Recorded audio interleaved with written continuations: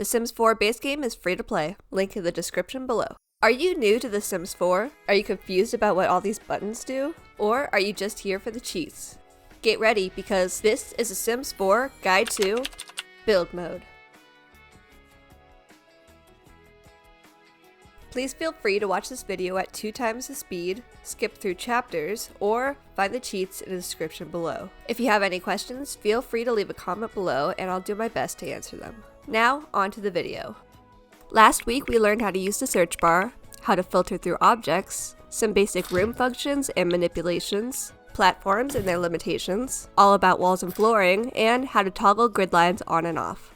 This week we talk all about roofs, starting with the gabled roof. When you place a roof down, it has many similar functions to rooms, where you can click and drag the arrows to expand it, or add wallpaper. If you click and drag the arrow on the top, you'll be able to adjust the pitch of the roof.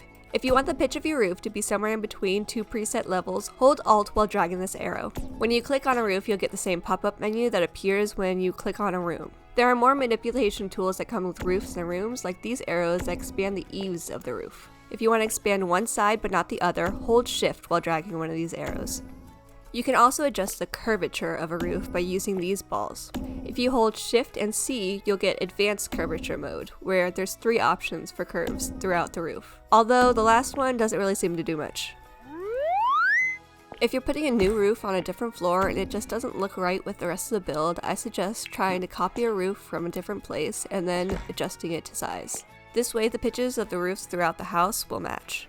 The next roof type is the most common and it's called the hipped roof. This kind of roof you can extend over the majority of the house. If your half gabled roof isn't meeting up with the hipped roof, try dragging it back and then holding Shift to extend the eave once and adjusting the pitch. Remember to hold Alt to get it to align perfectly. If this is too complicated, there is another roof type that might make it easier. The half hipped roof is like a matchup between the 2 different gabled roof and the hipped roof pieces. When it's extended long enough, the front portion will come into a triangle. If not, it will come into a trapezoid. You can extend the half-hipped roof all the way to the hipped roof and the 2 pieces should align. It's important to note that the hipped roof and the half-hipped roof do not come with the eaves extended like the gabled roof does. So remember to manually do that while building. The half-hipped roof is also great for porches. Just remember to extend it back so that it's meeting up with the other pieces. The next roof is the half-gabled roof, or the slanted roof. These can look a bit odd if you're just trying to add them to an outer piece that's sticking out because the eaves do not line up very well. I find these are better for sunrooms because you don't notice as much. When I'm using a slanted roof like this, I usually turn it the other way around so the larger part is facing outwards, and it can make the front of a house look more interesting. They are also a great option for porch roofs. I just like to drag in the eaves so that they're not sticking out so much. Their most functional use is the A-frame. These can extend either 1 story or all the way to the ground.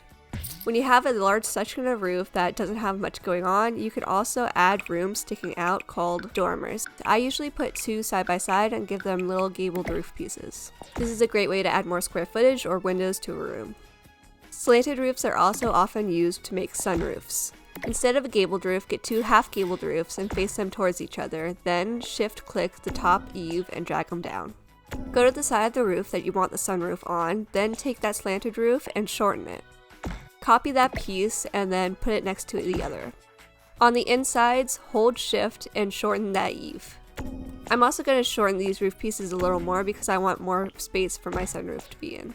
Get another slanted roof piece and shorten all the eaves except for the one on the bottom. Now go to roof swatches and pick a glass option and cover that center piece. And now you have a sunroof. This works with gabled roofs as well. You can also make some custom roof shapes by adding 2 different roof shapes together. This is a hipped roof and a half-gabled roof. Next are the circular roofs. Starting with the octagonal roof, I'm going to put them on 3 different room shapes and show you how they compare. Octagonal roofs are going to work with pretty much every room shape, but you have to be careful about the pitch because it might clip through some walls at certain angles. It works for the smaller room as well as the more diamond-shaped room, even if there is some overhang. Next up is the hexagonal roof. Hexagonal roofs can look a bit more bulky, and on different sized rooms you might have to extend the eave so it fully covers. But overall they work like the octagonal roofs. Pentagonal roofs are the same story. I don't know if there's specific scenarios where the octagonal, hexagonal, or pentagonal roofs would be more efficient, because they basically all do the same thing and you can't really notice a difference. Last but not least is a circular roof, which, much like the octagonal roof, works with pretty much everything. If it doesn't work, try sizing it up a little bit. The last roof shapes are the diagonal roofs. The diagonal roofs come in all the main shapes: the gabled roof, the half gabled roof, the half hipped roof, and the hipped roof.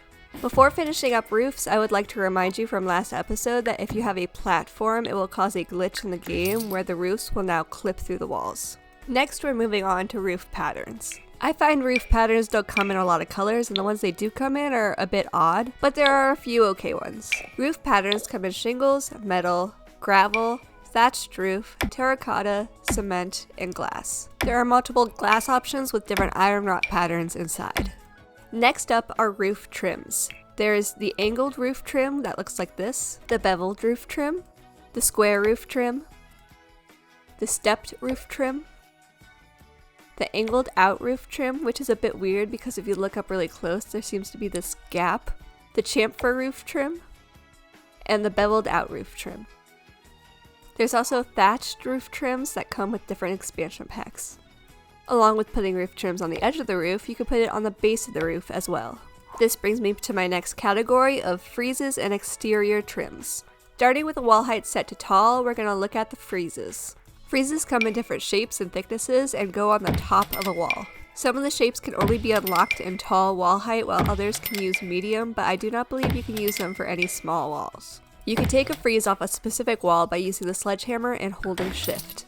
Next up are exterior trims. Exterior trims are different because they're smaller and they go on the base of a wall, and the wall has to be on the second floor or above. Sometimes I put them on the base of a roof where a roof trim would go by making a room and knocking down all the walls. Lastly is roof sculptures. This is a good time to mention the concept of a flat roof, where you put half walls around the edge and then change the flooring to something like gravel or metal. These are typically used for businesses or apartments now that for rent is part of the game. Some of the roof sculptures work better on flat roofs or placed outside of a home, like this AC unit. If you want to raise an object up, you could use the cheat menu by hitting Ctrl Shift and C and typing in testing cheats true. After that, you can put in the cheat bb.moveobjects. This will allow you to raise and lower objects, alt place them, or size them up and down. To raise or lower an object, hit 0 or 9 on your keyboard. This might not work for all objects, but depending on how rounded your roof is, it could work. The next object is a parapet, which is much like the half wall, where it's just a small wall detail on top of the roof. These tend to also work best with flat roofs. Then you have the chimneys of all different shapes, sizes, and styles. Chimneys in live mode, when there is a fireplace lit, will emit smoke. A lot of people take advantage of this when they're making spookier builds. You could place chimneys in a basement level of a build and then put a fireplace on the lot, and then when lit, the smoke will appear to be coming out of the ground and make the lot appear foggy. If you place a chimney on the roof and then pick it back up to move it somewhere else, it will usually float, so you'll have to put in that bb.moveobjects cheat to lower it back down using the 9 button. Beyond the base game, there are some roof sculptures from expansion packs, like these objects that you put on the roof ridge. The Life and Death pack comes with these holes that you could put on roofs, and then they actually have a shadow when you look into them at different angles. We talked about how to make dormers in the game that are functional, but the game actually comes with a lot of dormers and expansion packs that just are roof details for looks. They are non-functional items, but there are lots of them. There's also different objects that you could put on flat roofs, like AC units or vents, as well as some signs and things that come with the Eco Lifestyle pack. There's also other objects that you could place on the roof ridge, such as flags, weather vanes, satellites, and other decorative pieces. Cottage living comes with a lot of details for thatched roofs, including what they are calling roof toupees, and they have some that have little animals walking across the roof ridge.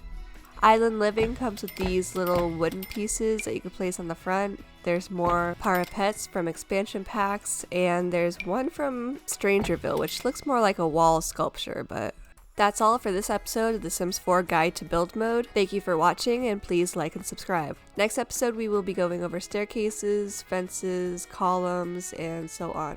We're pretty much at the last leg of the build mode guide, so expect debug to be coming. Bye!